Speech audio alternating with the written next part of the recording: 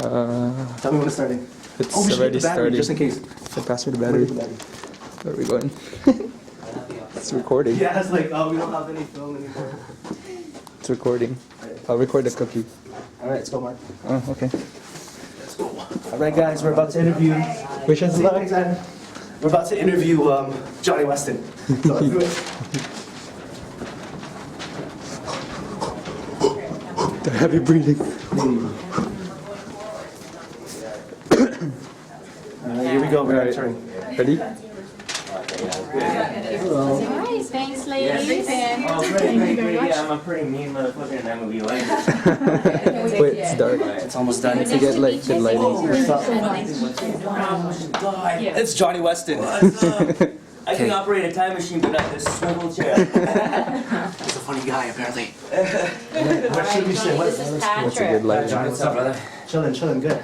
I'm Mark. Left hand. Yeah, Mark. What's up, man? Nice to meet So you, I'm from John. University of Toronto Television, and University of Toronto. University of Toronto, the academia people. Yes. So I'm an actor. I'm a coffee person. Just all day, every day, coffee. That's coffee. good, Keep that's this good. Fucking engine running. Hey, Jonny Weston, that's such like a movie star name. You really heard it was a porn name. Whoa. Well, Johnny West maybe would be the porn I name. don't know. Maybe a country switch a career later. West, I don't know. Western porn. Let me Yeah, I heard Google. you like Western. I want to Google that now. Oh yeah. Wild West movies. Yeah. Wild for West, sure. yeah. So I did a lot of research on you, and I know you're a very, very like ambitious actor. You love your craft so much. Yeah, So I pretty. just want to really talk about Project Almanac first, and then maybe if we have time, just go into your craft and Sure. just like Sure, your upcoming sure. projects. Cool. Let's talk Almanac. Let's do it. So Project Almanac, give us like a little, I guess, what 10-second synopsis of what Sure, it's all about. yeah. Project Almanac's about a young, kind of brilliant kid who's trying to live up to his father's technical genius. Mhm. His father passed away, he was working on a time machine, so David goes on and basically builds this time machine out, and Yeah. thus, Out of Xbox parts. out of Xbox, partially, yeah, just for like the graphics, equalizer, but Mhm. you know what happens is, he eventually starts becoming a little bit selfish with it, and Okay. kind of spirals out of control. Exactly. As it would with a time machine. I mean, what? For sure, if you have a what machine are you like gonna that. not go and try to get a girl with it or something? Exactly, and that's kind of what the movie is about, really. Yeah. Like the turning point was that kiss, Right. right? So how do you, like, let's talk about your character though. So David right? Braxton, So yeah. give us an example, like just describe your character and what you did to get ready for that role. Well, I was a little bit of a geek in high school. I was a little bit obsessed with mathematics, just because it's so cut and dry and black and white, and Yeah. there's a final answer with it, and there's not with people, so I could kind of hide in that. But the kid's extremely driven, extremely, tortured, and trying to live up to his father's expectations, even though his dad's not there. Exactly. So yeah, I lost 25 pounds. I was just kind of geeked out a little, kind of just like underslept, underfed, and just like just.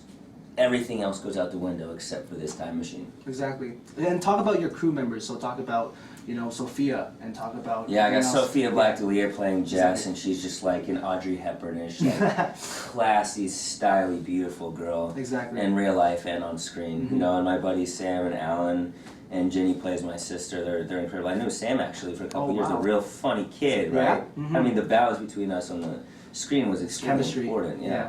And talk about like her character, so Jessie. So Yeah, what is Jess- her? Like, Jessie's, you said that she didn't fit an archetype in different interviews that I've watched. Exactly, yeah. So just explain like. She's just this kind of like beautiful girl that could be a cheerleader, could be any of these things and be in all these cliques, but she's just kind of unsatisfied with stereotypical things. Mhm. And that's what David finds so attractive. That's what I find attractive. That's the kind of girl I'm looking for in life, Exactly. you know what I mean? And you haven't found that girl yet, have you? I found a couple almost. Ooh. I'm single now though. Not in Toronto, Miami that you're going to? Oh or- shoot, man! The women here are beautiful. I can't Yeah. believe my eyes. I'm going around looking for unattractive people. I can't find them. Just as like an experiment. Yeah. Most beautiful women I've ever seen, like since I left New York.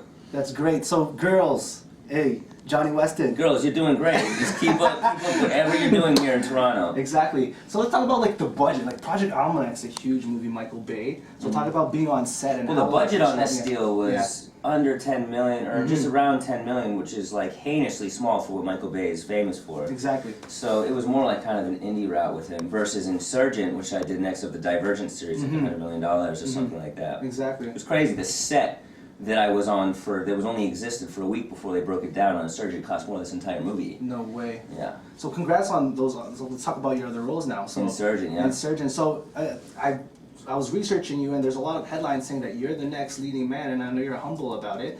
And so you have Taken 3 coming out, you have this Project Almanac, you're the leading man here, Almanac, and then you have Divergent coming out as yeah, well. Insurgent in the Divergent series. Yeah, I'm kind of like a totally opposite of David Rask. I'm a little bit of a villain, a little bit of a cheap shot, a little fighter. Yeah. I got a mohawk. It's dope. It was a nice like transition, Yeah. and then I'm not in the books either. Edgar, the character in Insurgent, he's not in the books, so I can go any which direction. Exactly.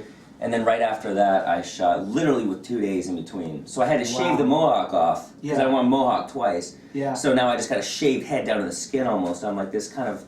It's with Zac Efron, and I'm kind of like his best boy. We are your friends. The DJ EDM stuff, and Right. you like that kind of stuff. Yes. You love that music. Man, I'm into that EDM music. I'm all about it. So I guess acting and preparing for that role, it was even like. It was great. I was literally in the waiting room, just like and they're like, Johnny, come in. I'm like, what?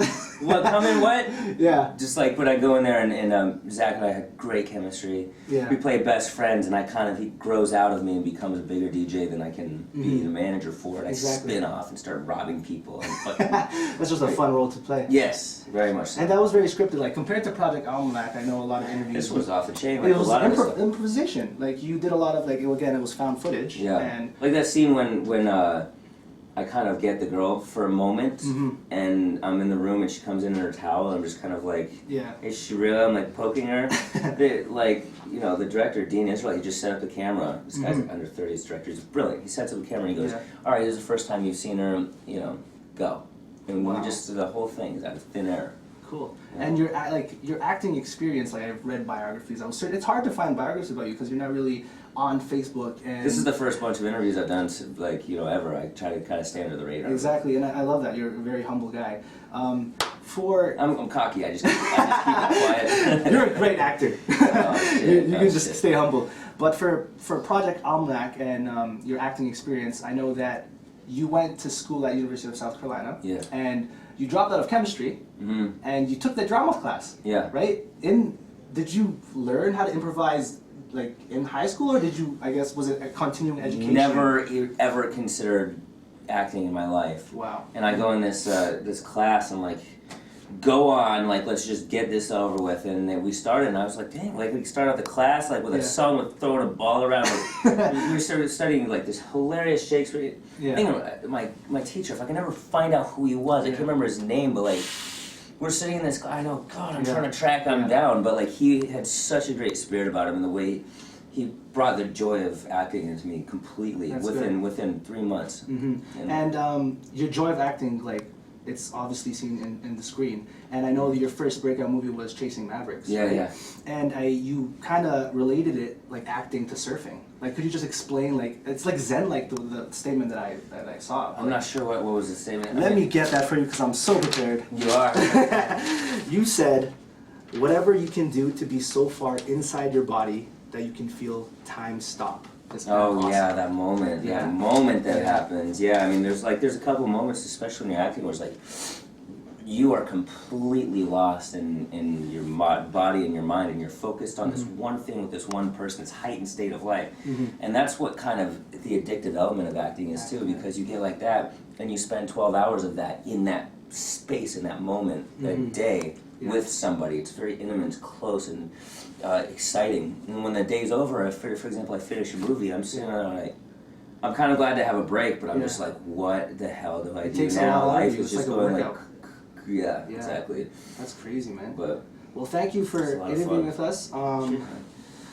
What did I want to do? Oh yeah, in Divergent, I saw one interview saying that with your co-star, you went through like push-up contests. oh Is yeah, that true? yeah, not Can contest, not contest. It's not a contest. No, it wasn't. Why a is it contest. not a contest? Because you're winning. Because it was a club. No. Oh, it's a club. It was a club. That Yeah. was the whole point. Yeah, because I would say that contest, they'd be like, all right, push-up contest, and Shailene's He's like, no, no. no, it was Shailene Woodley. Yeah. Is the thing. And she would actually do the she co- busts down. She was, because she's like a warrior in this, in this series exactly. essentially. But yeah, we bust out. I get a couple more than her, but that's only because of like this surfing, thing I was doing. But She's great. She's so great. Can I join the push-up club right now? Push-up Do it club.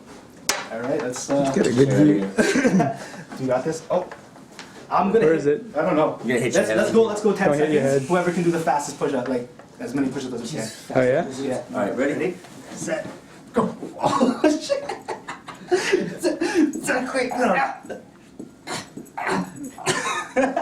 Jonny Weston, everybody. Project Almanac, January 30th. Oh man. Thanks for the great interview. Yeah, absolutely, man. Could you grab the camera because it is a found footage film and Oh, just yeah? say shout out to University of Toronto. You go. Shout out to the University of Toronto. Please see Project Almanac, January 30th. Yeah. Peace. Perfect. Peace out, y'all. Thanks.